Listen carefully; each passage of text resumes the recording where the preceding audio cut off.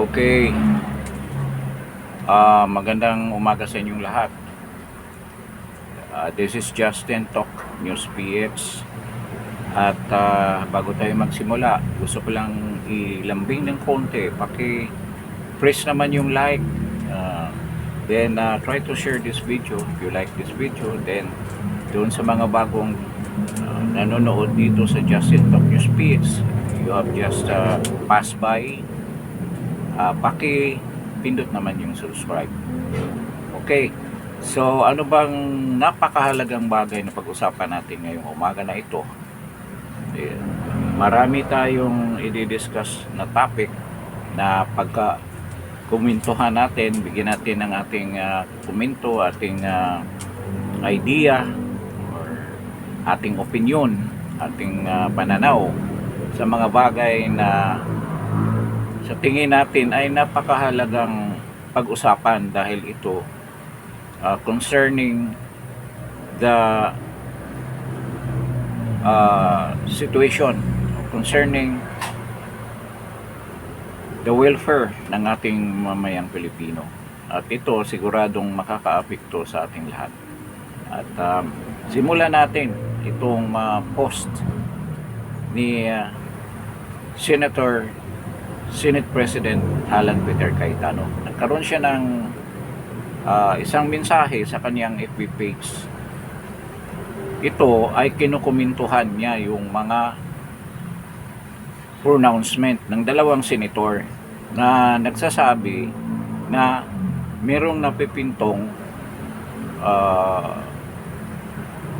kaguluhan or pag-aatake or paglusob ng mga hindi pinangalanang mga tao that will put in danger the Senate.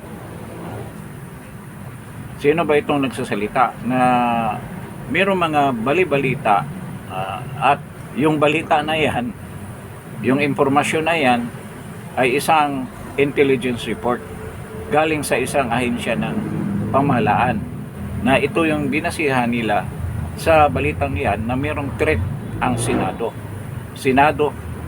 na magkaroon ng attack of certain individuals. So threaten ang security ng Senado. Kaya ito nalalaman ng dalawang senador, si Tota Soto at saka si Pinky Lacson. Iba naman ang pahayag ni Pinky Lacson na meron daw brewing na disenchantment sa hanay ng mga militar dyan sa Armed Forces of the Philippines.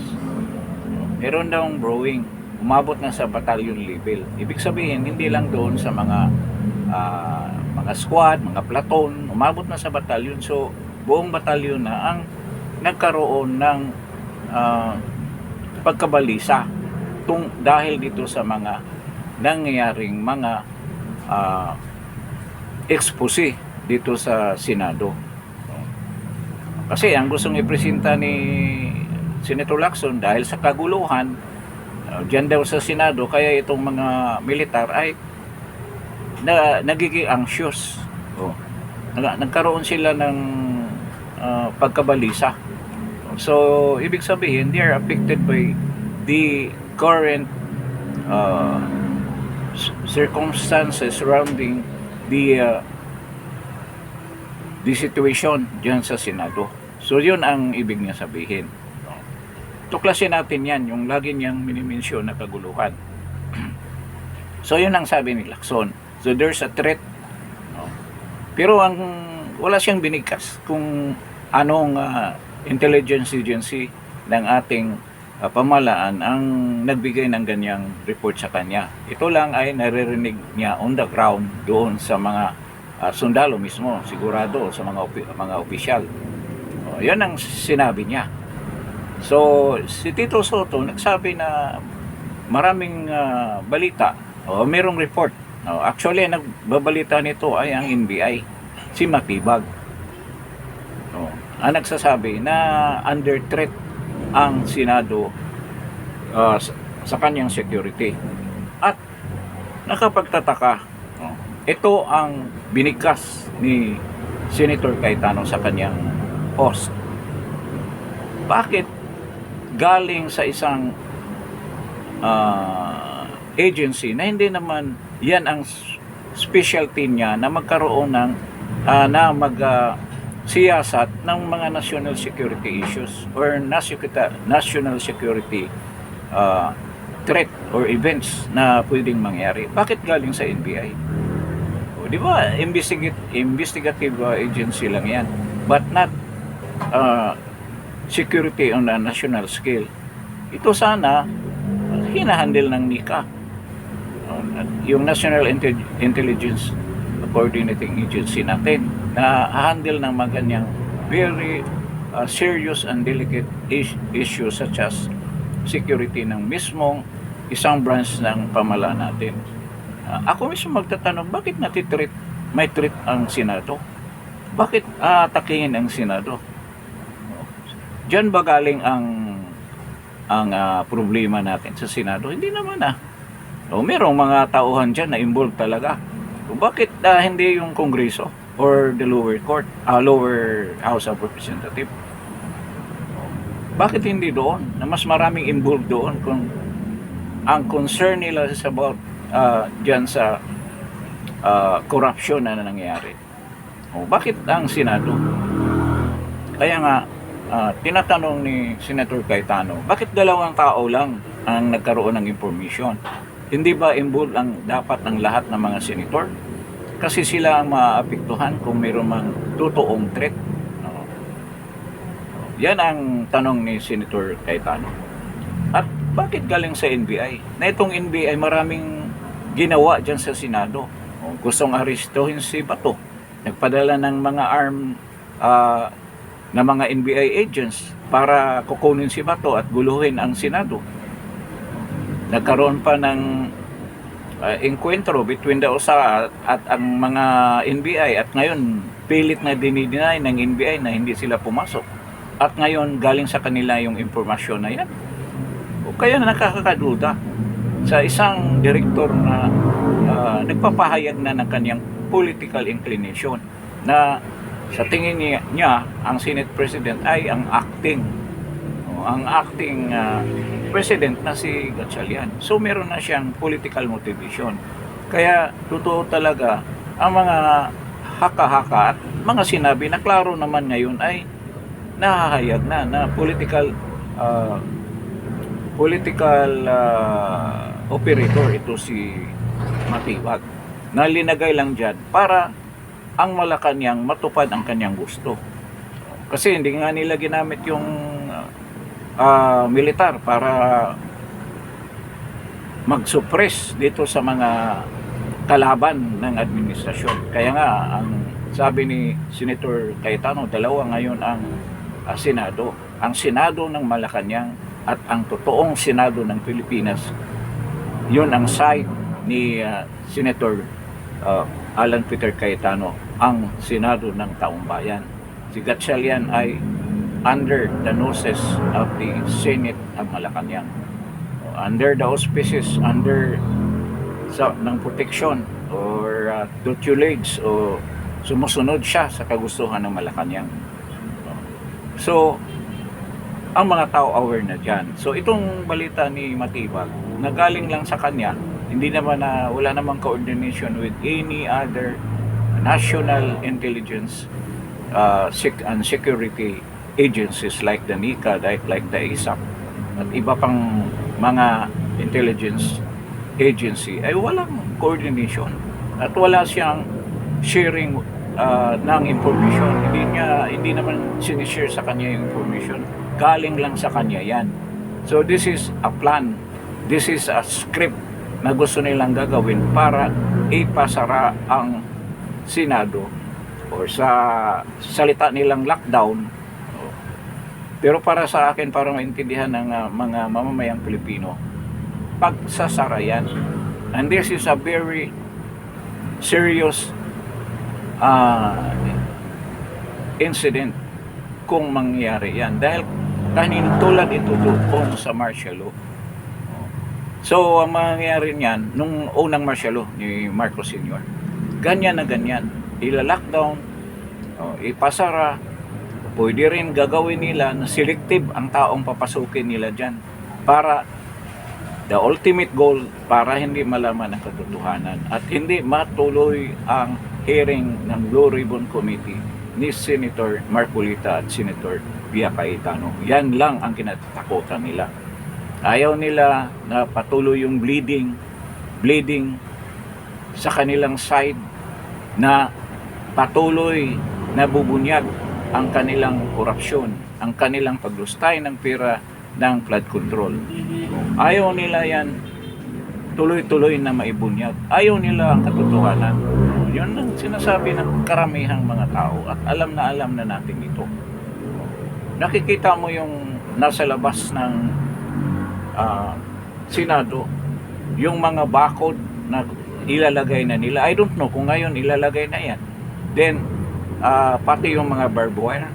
Isipin mo, Senate of the Philippines, ipapasara para lang hindi mabunyag, hindi tuloy-tuloy yung hearing dyan sa loob ng Senado. At malamang itong mga resource person tulad nitong 14 Marines na handa na magtestigo at na meron na yatang confirmation na atin sila bukas, June 11, aatin sila sa hearing na in-schedule ni Senator Pia Cayetano dyan sa Blue Ribbon Committee. Isa ito sa mga kinatatakutan nila. At pipilitin nila na hindi matuloy ang hearing na yan. At malalaman ng mga tao ang katotohanan. After the 18 Marines na bukas ay nakaschedule na pupunta sa ombudsman, doon sila iimbestigahan o tatanungin sila doon sa kanilang mga serabit na affidavit. Tingnan natin kung anong gagawin ng ombudsman. Kasi doon, dapat imbestigahan. Yan yung mga taong talagang nakalagay dyan sa mga affidavit na yan. Na sa napakatagal na panahon hindi nila nasikaso. Ngayon pa lang, matagal na sinabmit ng mga 18 Marines. Noong paglabas pa lang nila, after the day na nagkaroon sila ng press conference sa Club Filipino, binigay kaagad nila sa ombudsman yung kanilang mga affidavit, joint affidavit yun. Ngayon, gumawa na si Attorney Baligon ng individual affidavit doon sa mga sarili nilang mga testimony ng bawat isang Marines at 2 sundalo. So, bukas nandoon sila sa ombudsman. Pero itong sinasabi nila na Fairless 14, bukas dadalo dyan sa BRC hearing ni Senator Marcolita. At walang kasiguraduhan yan. Baka ngayon nila i-lockdown dahil si Sherwin Gatchalian ay nagdeklara na work from home. Dahil daw may threat. 2 tao na ng threat. Ang nagpalaganap ng may threat. At galing kay Matibag. So klarong-klaro ang script na ito ay utos ng Malacanang sa kanila. Na yan ang gagawin para completely matigil na yung hearing na yan. So, sa tingin natin, hindi kayo magkagulo dyan sa Senado. Kung pilit nilang hindi papasukin yung mga resource persons at yung mga senator like Robin Padilla, like Senator Marcolita, Senator Cayetano, kung pipigilan nila or ilalockdown nila yung mga session hall dyan kung saan magkaroon ng hearing. So, this is start or precursor to a situation na magdeklara ng martial law. Kung magkaroon ng kaguluhan dyan, definitely magdeklara ng martial law yan. At ito si Browner nagsasalita na hindi daw tulog, hindi daw bingi. Nabingi na kayo sa malita, Browner. Matagal mo na sinabi yan. At nagalit ka pa dahil ginagamit mo yung mukha mo. Diyan sa rally ngayong 12, meron kang nakikita mga poster na doon yung mukha mo. Hindi sinabi doon sa poster na kakampi ka ng mga tao. Sinabi ka na traitor ka sa mga tao, Browner. Hanggang ngayon, mayroon pang pagdududa na tumanggap ka ng malita di umano. Oh, galit ang mga tao sa iyo. Galit ang mga tao. At nadamay na ang mga matitinong sundalo dyan sa AFP. Na I hope, ngayon sila ang dapat gumising, itong mga matitinong mga sundalo, mga opisyal dyan sa AFP. Nakikita na ba ninyo ano nangyari sa bayan? Di ba protektahan niyo yung mga mamayang Pilipino? Sobrang ng paghihirap. At hinahanap pa ninyo ang na kailangan maraming tao. Marami ng disease na nagkaroon ng rally na napakarami. Hindi pa rin kayo lumabas. Hawak pa rin kayo ni Browner. Kaya yan ang katotohan. Kaya itong salita ni Browner na hindi tulog, hindi bingi, alam namin. Nagbibingi-bingihan kayo, nagbulag-bulagan kayo. Kaya walang action kayong ginawa. Sa dami ng instances ng mga tao nagpunta na sa kalsada at humingi ng tulong sa inyo, hindi niyo pinapansin. In fact, mismo ang mga retired generals ay hinikayat ka na mag-iba ng pag-iisip at you take the right side. Doon ka kumampi sa demonyo kasi maraming bali-balita di umano nagparatang sa iyo na tumatanggap ka rin ng balita, kaya nagkaroon ka ng mga propriedad, yung condominium na sinasabi nila na katas ng malita na binibigay sa iyo, kaya hindi ka umaksyon para sa kapakanan ng taong bayan. Hindi katulad nila ni General Reyes noon, yung nagpakamatay, talagang nag-ano sila, cut or pinutol nila ang kanilang tawag nito, their support or their support doon sa presidente. Paano bang term noon? Hindi na sila sumusuporta sa chain of command. Kaya nagkaroon ng pagpalit ng administrasyon sa kapanahonan ni Erap. So dapat yan ang gagawin mo. So ngayon, itong threat na to na pinalutang ni Lacson, matagal na naman yung ginawa. Sino ba ang nagpagulo diyan sa Senado? Diretsahan siyang sinabi ni Senator Alan Peter Cayetano na si Lacson lahat ang nag-utak niyan at ang Malacanang, sa utos ng Malacanang. Yung pagpalit nila para pagtakpan talaga yung blood control corruption, na involved sila. Mismo sina Lacson, ito si Tito Soto di umano ay involved according to the 18 Marines. Nakita naman natin doon sa mga testimonya ng mga Marines kung hanggang saan ang kanilang involvement. O si Lacson, sinong tinira niya? Nung unang arangkada niya dyan sa Blue Ribbon Committee na siya ang namumuno, minention niya yung 60 plus na mga congressman, pero kahit isa wala siyang inimbestigahan. At sinong inipit niya? Yung mga senator, dahil nakaplano na pala yun. Nakaplano na yun noon pa. Siya nagplano noon na ipitin natin itong mga senators na to pagdating ng panahon kung magkaroon ng botohan. Katulad ngayon, ang pangyayari ngayon, magagamit natin yan. Kaya yan nakahanda, yung mga threat yan sa mga senator. Kaya ang inimbestigahan niya yung mga senator. Naghahanap siya ng mga witnesses para lang dyan sa mga senators, hindi doon sa mga congressman na talagang sila ang involved talaga sa corruption na yan. Kaya nga si Diskaya, binaliwala niya ang mga testimonya. Siya pa ang nagsisira. Sinisira niya. Pinakulong niya, hindi niya tinatanggap yung mga testimony. Ganon din si Gutisa. Kaya basang-basa na, kitang-kita na natin kung ano. Sinong pinaka-traidor sa lahat, ito si Lacson. Nakita na natin. Nakalusot siya doon sa cover, sino yung crime of the century. Na involved siya. Siya ang principal suspect. Daser Corbito case. Di bang sinunog na minorder dyan, driver at saka yung si media man na si Daser. Nakita ba natin yun? Naalala ba natin yun? talagang itong tao na to, talagang may tendency talaga na gumagawa ng mga ganyang krimen. At nagtago yan sa Hong Kong. Dahil nga marami siyang, nung nasa Paupti pa siya, merong din siyang mga na-recover na mga nakikidnap ng mga Chinese. Pinoprotektahan siya ng mga Chinese. Pero maraming nagdududa, di umano, na isa rin siya sa nagpalaganap ng kidnapping nung kapanahonan niya sa Paupti. Yan pagdududa lang, di umano, ng mga ibang mga sektor. Nagtataka sila na nagkaroon ng kidnapping, hindi nauubos, tapos biglang nasusolve, siya nagsusolve.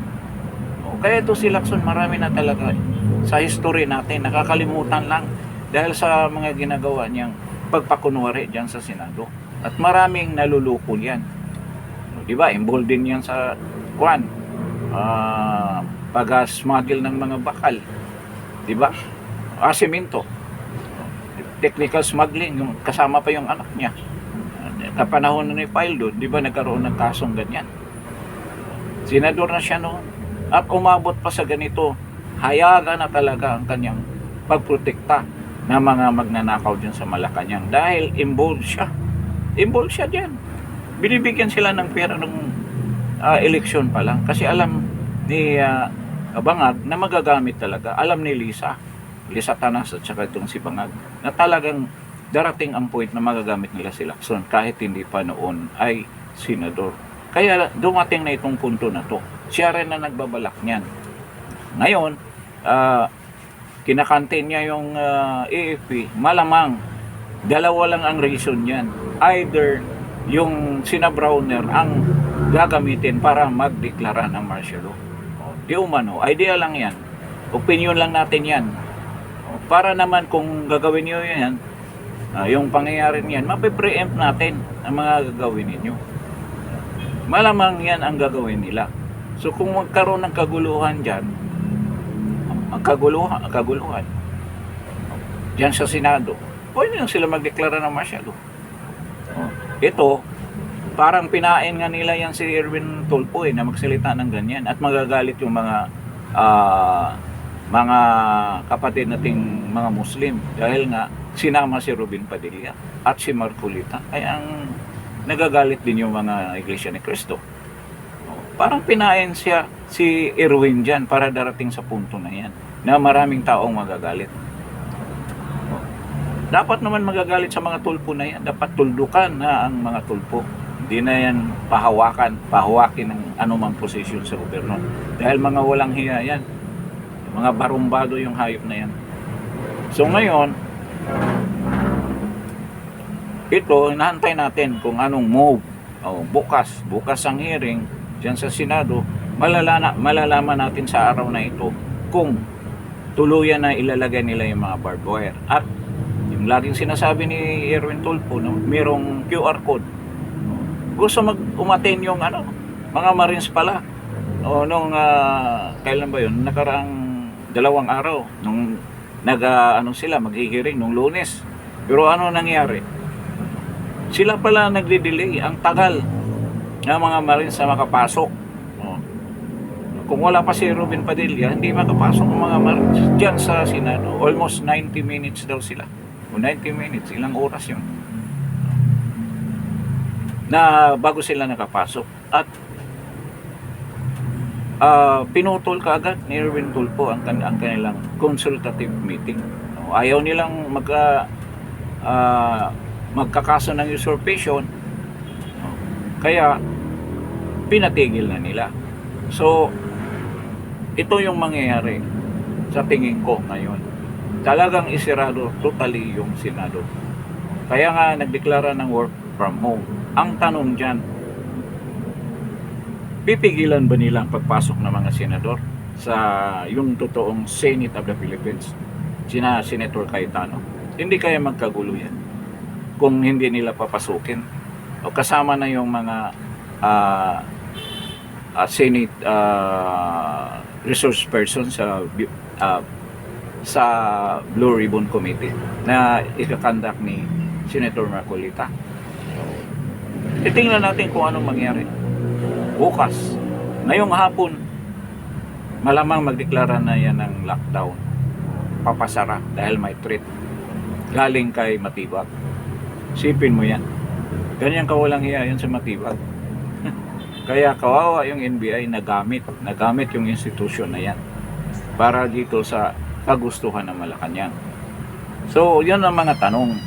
Kung pigilan ba nila yung hearing bukas sa pamamagitan ng pagsara ng Senado? So, malalaman natin mamaya. O, siguro ngayon, dahil nakabalandra naman yung mga barbed wire doon, at expected na rin naman kung magkaroon ng hearing bukas, kung matuloy ang hearing bukas, kung hindi talaga mapigilan, ang mga tao pupunta talaga dyan para susuportahan yung Fearless 14. Fearless 14. May kasunod pa niyan, yung mga Marines na lalabas, yung Valiant 7 naman, ang kasunod na mga mag-witness. Kaya ang kinatatakutan ng mga bangag dyan sa Malacanang ay ito na yun. Kaya gagawa ng mga kawalang-hiyaan yung Malacanang na yan, yung bangag na presidente natin according sa kanyang kapatid. Pero na-preempt na natin ang kanyang gagawin. Kasi pwede naman siya magdeklara ng martial law. Kasi, di ba, aprubahan niya ng both houses, the lower house and the upper house. So sigurado na kasi dineklara nila na pwede ka magdeklara ng martial law para mapigilan ang kaguluhan dito sa bansang ito. Gamitin niya si Sir Wing Gatchalian. Di maaprubahan na yan. Sabi nila sila ang majority.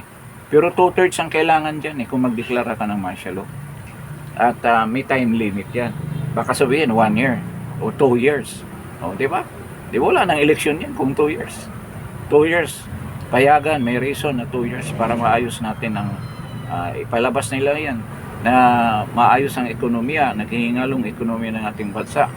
Kailangan up to the term ng presidente. Pwede sila mag-change ng constitution kung martial law na. Walang makapigil sa kanila. Nandyan pa yung mga congressman at senator under sa nguso ng Malacanang. At sasabihin kung ito ang gagawin ninyo para may palabas na may konting demokrasya dito sa martial law na idideklara. Pwedeng ganyan ang mangyari. At yan ang kinatakutan natin na mangyari. Kasi ang daming involved talaga dyan sa Kongreso. O kaya nga sila takot na may additional 14 pa. Plus additional 7. Kasi maraming, sa sinabi ni Attorney Baligod, marami pang hindi na natukoy na mga involved dyan sa corruption na yan, sa flood control.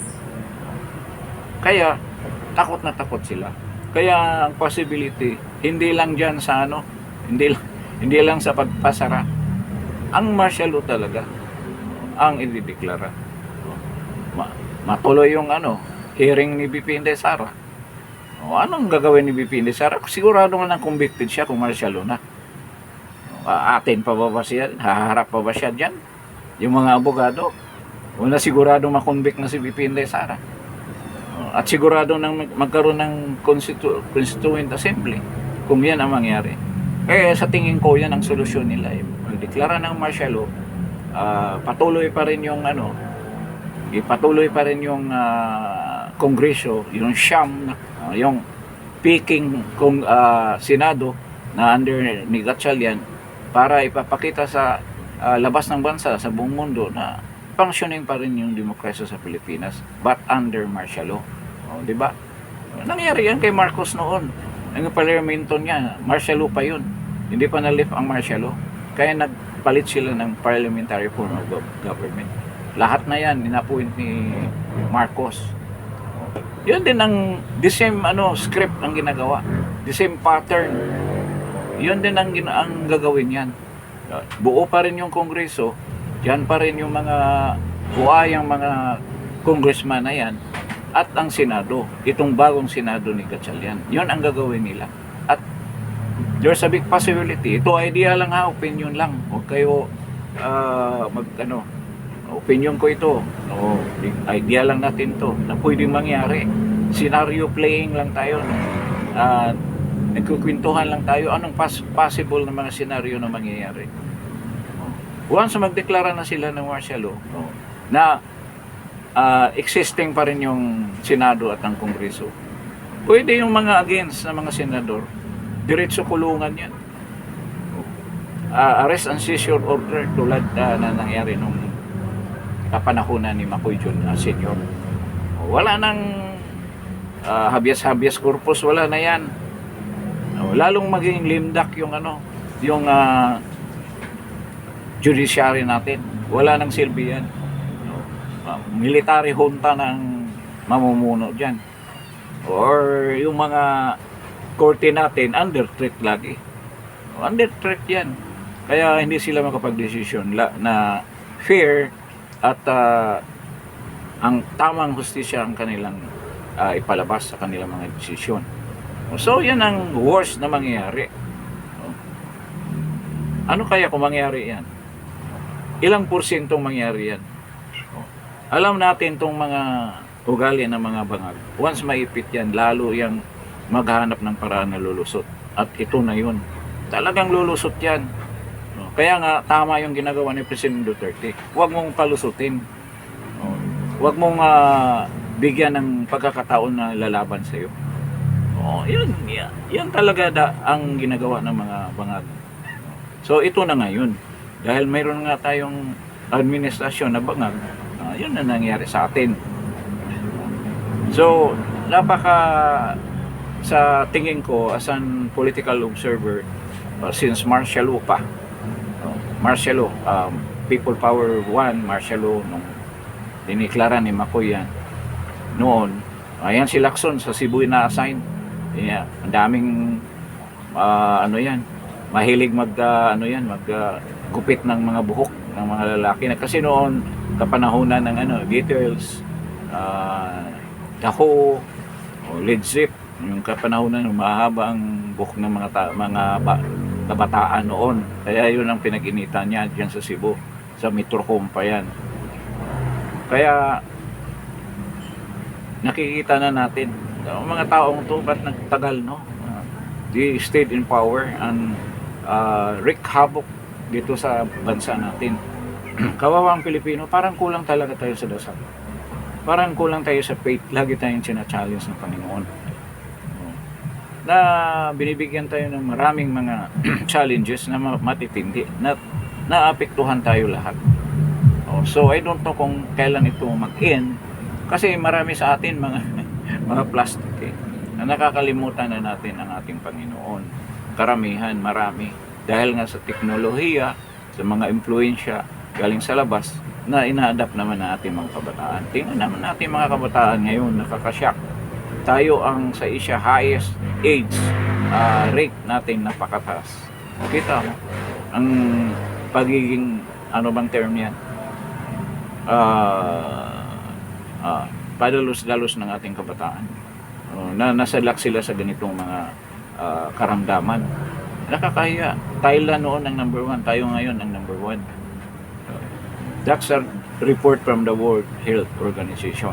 So nakikita natin ano bang klaseng pagpalaki ng mga anak ang nangyari sa atin. Sana yung mga religious organization ng simbahan, ano bang ginawa ng simbahan, itong Catholic Church na patuloy nagpayaman, mga may-ari ng mga malaking bangko, sila ang mga major mga investor, kasama na yung mga mining companies, nag-i-invest sila ng malakihan, pero wala naman silang ginawa.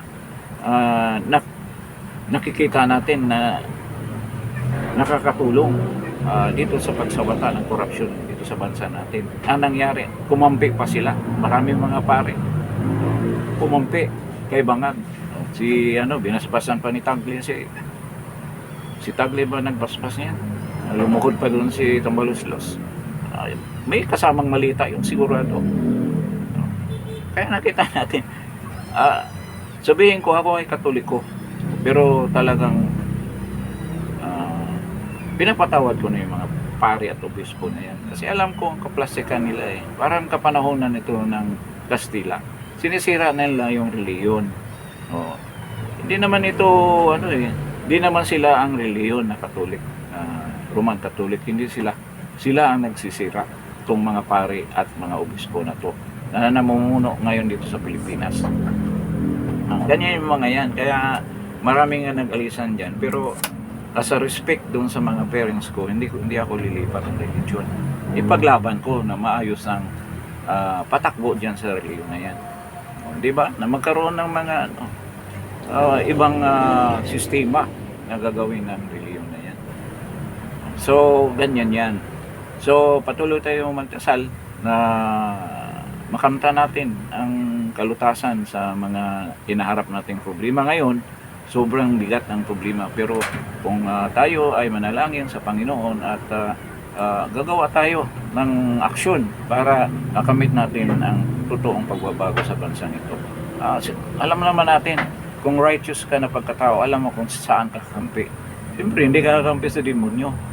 At alam na natin kung sino ang mga demonyo. Kampi ka doon sa mga anghel. Yun ang kakampihan mo. Kasi wala kang natalo-talo. Ayun nga, sinasabi pa nila, sino bang tatalo sa atin kung ang Diyos ay nasa atin? Who will defeat us if the Lord is with us? Di ba? So, ganun lang. So, we will continue to join the rallies para nga ipahayag natin ang ating saloobin at ang ating pagkadismaya at galit dito sa pangyayaring ito na sobrang pagnanakaw sa kaban ng bayan. So, I hope na maging peaceful lang yung mga rallies na yun. Actually, meron ng mga grupo, itong grupo nila ni Jean Paras, na gusto nilang mamumuno si BP Sara. Bigyan ko ng opinion. Yan gusto na talaga nila na tatayo na raw si BP Sara, na siya ang mamumuno diyan sa gusto nilang mangyari, na magkaroon ng people's power, na si BP Sara ang mamumuno, titindig daw. Dalawa lang ang ko diyan, tatlo lagyan natin. Unang-una, bakit ipasubo ni BP Inday Sara ang kanyang sarili? Na si BP Sara gusto niya peaceful transition. Ayaw niya ng people's power. Diretsuhin ko na kayo. Ayaw niya ng people's power. Kasi, once mag-people's power, lalong lulubog ang bansa natin. Naalala mo yung people's power 1 kung ano nangyari? After si Koreang humawak, talagang kawawa ang bansa natin. Nagkaroon ng 12 oras na burnout, walang mga investor, walang pera ang pamahalaan dahil nilimas ni Marcos yun. At nagtataka ako bakit nandito pa yung mga Marcos na yun, wala man lang isang nakakulong. Yun ang tanong na dapat kung mangyari man na mapaalis sila sa bansang ito, dapat may makulong.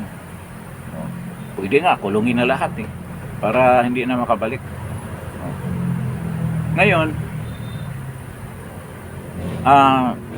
si Inday Sara, hindi prinsipyo yan na pupunta sa kalsada. Ayaw niya lumabag sa batas. Labag sa batas yan Kahit sabihin niyo na may karapatan tayo mag-people power. Hindi yan mangyari na sasama si VP Inday Sara. Yan sa people power na yan. Yan ang unang reason. Ayaw niya ng kaguluhan. Ayaw niya na maapektuhan ang ekonomiya ng bansa, ang mismong mga tao na lalong maghihirap. Sa totoo lang. At isa, pangalawa, napaka-risky niyan. Pwede siyang makulong. Yan naman ang gusto ng pamahalaan ito, na lumabag siya sa batas, bigyan siya ng kasalanan. Ito ang impeachment case niya. Talagang ginawa yan para sabihin na may paglabag siya sa batas. Ngayon, kung lalabas pa siya kalsada, sedition rebellion yan, sigurado ang ipapataw sa kanya. Lalo siyang walang chance. Nasabihin nyo, kakampi kami. Hindi po. Hindi yan sigurado yung mga sinasabi nyo. Baka kayo ang unang magtago. Protektahan nyo ang sarili nyo. At hindi ang presidente. At hindi ang vice president natin. At yung mga sinabing militar na nakahanda. Ang tagal na nyo nakahanda. Wala nyo kayong ginagawa. Hindi ako maniwala na magkaroon ng katulad kina Gringo na harapan. Hindi ako maniwala na gagawin ninyo yan. Yung mga retired general yan, pinoprotektahan na nila mga pensyon nila, sa totoo lang. Yung iba talagang matapang na lumalabas. Pero still, kulang yung ginagawa nila. At hindi yan nag-iiba sa sitwasyon. Kaya si VP Sara, sabihin man nyo playing safe, dapat naman para sigurado talaga siya ang magiging presidente ngayong 2028. At bakit isugal ni VP Sara ang people's power na ganyan, na pwede siya mahuli, pwede makagulo yung bansa, kung siya naman ang front runner dito sa eleksyon na to? Mali nga yung panawagan ng grupo na yan dapat mangampanya kayo para lalong mananalo si VP Sara. Gusto nyo i-shortcut, diba? Ang duda ko rin baka planted yan. Ibig sabihin, wala naman tayo pagdududa sa mga katayuan ng mga namumuno sa panawagan na yan, pero baka pain lang yan para si VP Sara totally mawala sa landas ng mga bangan. Kaya nakakaduda. Ngayon, leading siya dito sa eleksyon, wala makakatalo sa kanya. Aminado pati kalaban at lahat ng mga nasa opposition ay nagsasabi na si VP Sara kung ngayong gagawin ng eleksyon siguradong mananalo, at kahit na abutin pa ng 2028 kasi hindi nang iba ang kanyang mga rating, siya talaga ang susunod na presidente ng bansa. At yan, gusto nyo yung shortcutin, gusto nyo yung mag people's power. Kung talagang gusto nyo mag people's power, kayo mangunguna. Kung binsihin nyo yung sinasabi nyo mga military na nandyan, at sa kapanahonan ni Cory, hindi naman siya lumalabas na nakikirali. Tinatago pa nga siya. Tinatago siya dahil siya ang target. Na ma-involve siya dyan. Tinatago siya. Nasa Carmelite nuns yan sa Cebu, nagtatago. Dapat yan ang gagawin. Protektahan natin ang leader natin. Kasi sabi pa nga ninyo, hindi tatayo yung ganyang kilusan kung walang mamumuno. Lalo na kung makulong yung mamumuno, anong gagawin ninyo? Diba? Nasa advantage na si VP Sara sa pagkangayon. Ang impeachment case, kahit ginawa nila ng paraan para makonvict si VP Sara, pero sa tingin ko hindi magtagumpay yung gagawin nila.